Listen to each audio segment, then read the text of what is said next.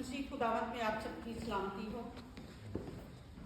آج کا یہ دن مجھے اور آپ تمام ماؤں کو بہت بہت مبارک ہو۔ خداوند خدا کا ہم شکر کرتے ہیں ان دنوں کے لیے، اس وقت کے لیے، اور جو زندگی خدا ہمیں دیتا ہے کہ ہم اس کے قدموں میں آ کر گزاریں۔ وہ لمحات اور اس کی برکتیں انمول ہیں۔ اور اسی طرح کہتے ہیں کہ ماں کا بھی کوئی دن ہوتا ہے، ماں کا تو ہر دن ہوتا ہے۔ لیکن میرے عزیزوں، خداوند خدا نے جو محبت ہمارے دلوں میں ڈالی ہے، جیسے ہم بہت سے دن مناتے ہیں، جیسے بہت سی چیزیں پہلے، جیسے روڈیں کچی تھی اب پکی ہو گئی، گھر بھی پہلے چھوٹے یا کچے تھے، اب خدا نے برکتیں دی، پکے گھر ہیں، ہر چیز اچھی ہے۔ میڈیا کا دور نہیں تھا، اب میڈیا کا دور ہے۔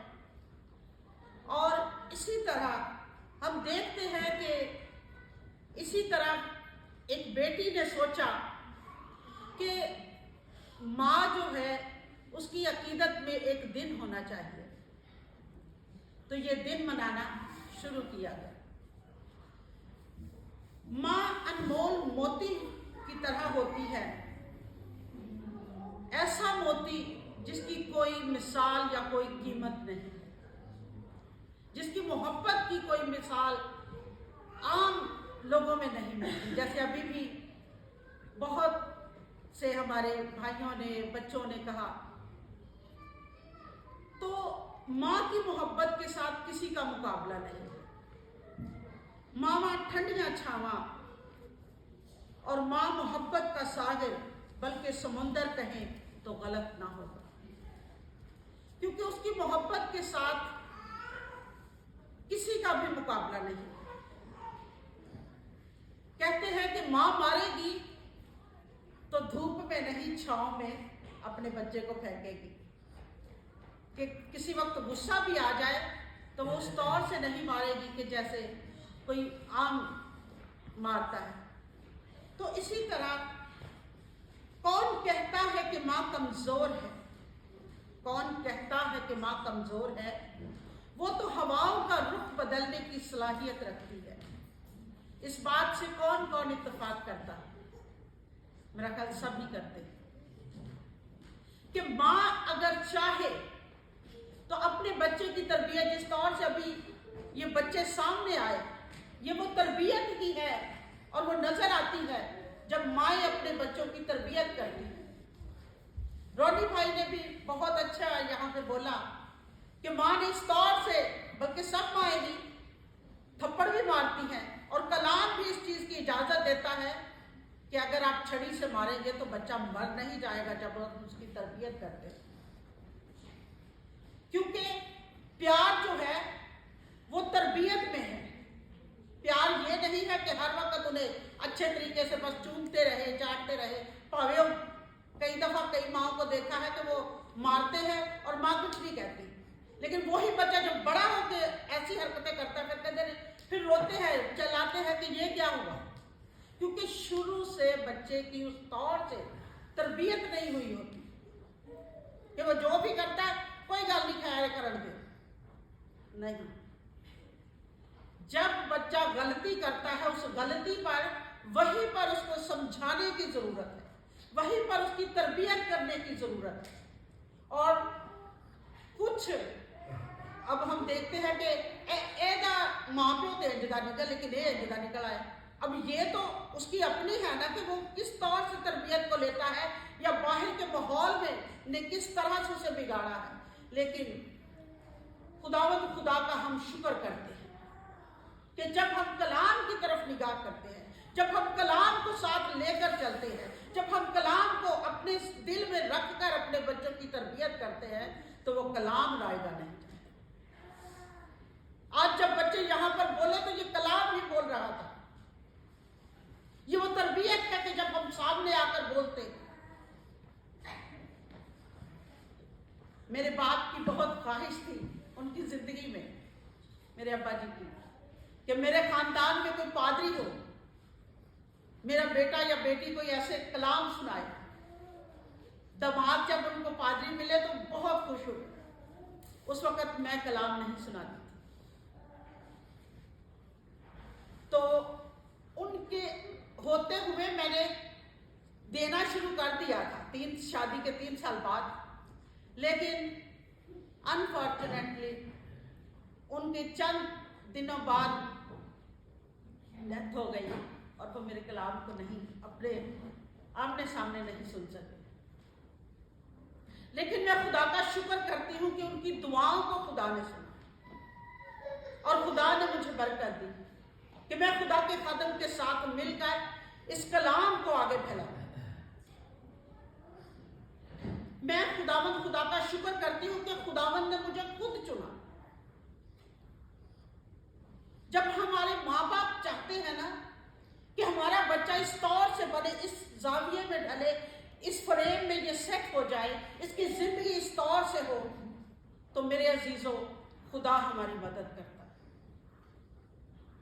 जहां तक मैंने देखा खुदा उन दुआओं का जवाब देता है, खुदा उन नजरियात का जवाब देता है, खुदा उन ख्यालों का, उन बातों का जो हम सोचते हैं अपने बच्चों के लिए, खुदा उनका जवाब देता है। जैसे कलाम मुकद्दस में है, इंसाल की किताब अगर हम पढ़ते हैं कि जो राष्ट्रबाजी को तर्क करता है ताकि तारीकी की राहों में चले, कि जो कलाम को नहीं सुनते, नहीं समझते, या सुनते भी हैं और समझते नहीं हैं और आगे उसके नहीं फैलाते या उस तौर से तरबियत नहीं करते, वो फिर क्या है, तारीकी की राहों को वो ढूंढते।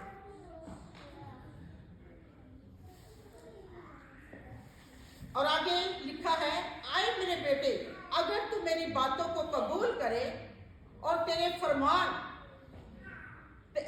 फरमान तेरी निगाह में रहे, ऐसा कि तू हिकमत की तरफ कान लगाए और फहम को दिल से लगाए, बल्कि अकल को पुकारे और फहम के लिए आवाज बुलंद करे और उसको ऐसा ढूंढे जैसा चांदी को, और उसकी ऐसी तलाश करे जैसे खजानों की तलाश।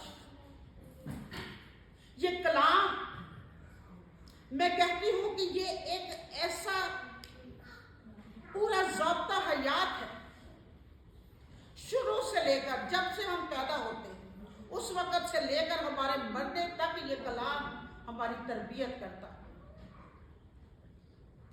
हर जाविये में ढलने के लिए हम जब भी हम खुशी में हो, हम इस कलाम को पढ़े और हम और ज्यादा खुशी पाते हैं कि खुशी का पैगाम मिलता है।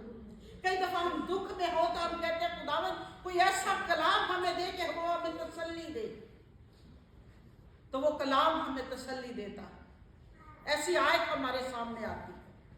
और इसी तरह खुदा भी कहता है कि इस कलाम को ऐसे ढूंढो जैसे चांदी को और पोशीदा खजानों को हम ढूंढते हैं कि वहां पर कोई खजाना दबा है, कहीं पर कोई खजाना मिल रहा है या कोई बांट रहा है, तो हम भागते हैं उसकी तरफ। इस तौर से हमें कलाम को अपने लिए ढूंढना है और अपने बच्चों के लिए, खास तौर पे मैं माओ से और बाप से भी, लेकिन माओ से आज बात हो रही है, तो माओ से दरख्वास्त करती हूँ कि अपनी दुआओं को और ज्यादा तेज करें, क्योंकि ये दौर जो है ये बहुत खतरनाक दौर है। बहुत सी ऐसी अफवाहें, ऐसी बातें, ऐसी चीजें हमारे सामने आ रही हैं जिनको हमारा दिल और हमारा ये कलाम कबूल नहीं कर सकता।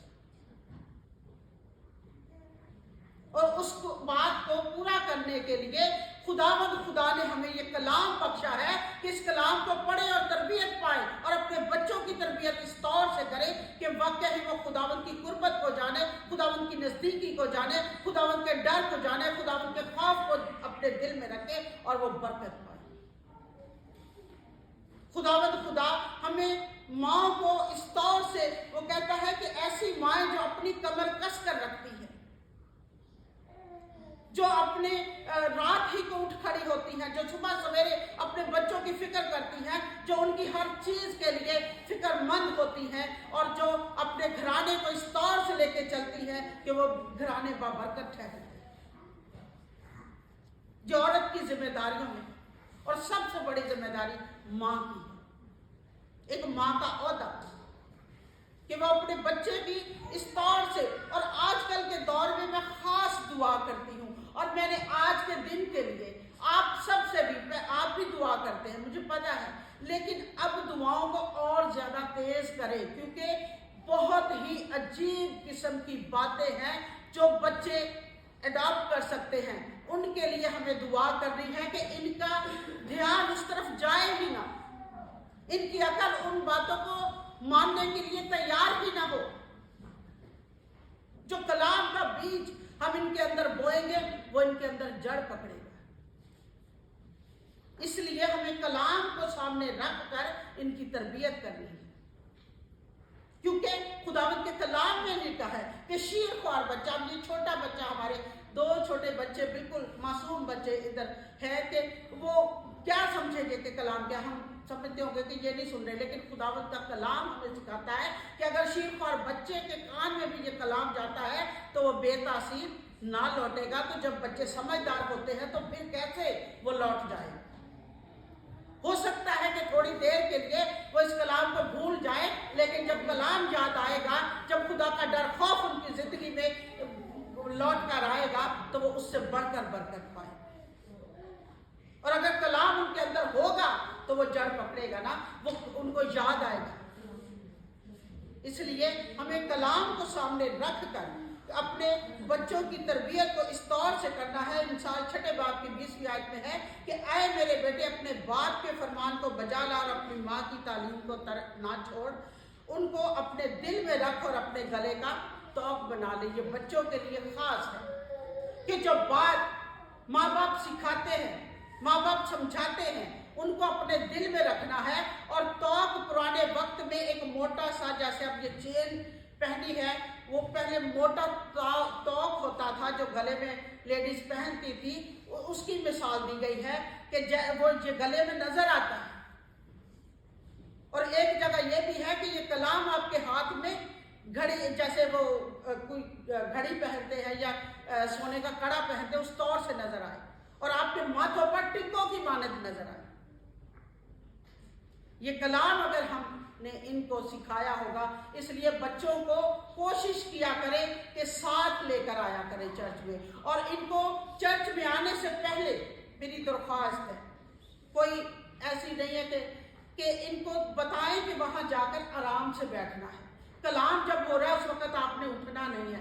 वैसे भी कोशिश इनको समझाएं कि बैठकर आप ये इस कलाम को सुना करें और समझा करें। जब हम चर्च में जाते हैं तो हमें इस तौर से बैठना है, कुछ ना कुछ बच्चे जरूर सीखें। इसलिए हमें इस तरबियत को, इस कलाम को इस तौर से हमें अपने दिल में रखना है और बच्चों को सिखाना है कि वो भी बरकत पाएं और आने वाले वक्त में हम भी बरकत का बायस बनें। खुदावंद आप सबको इस कलाम के वसीला से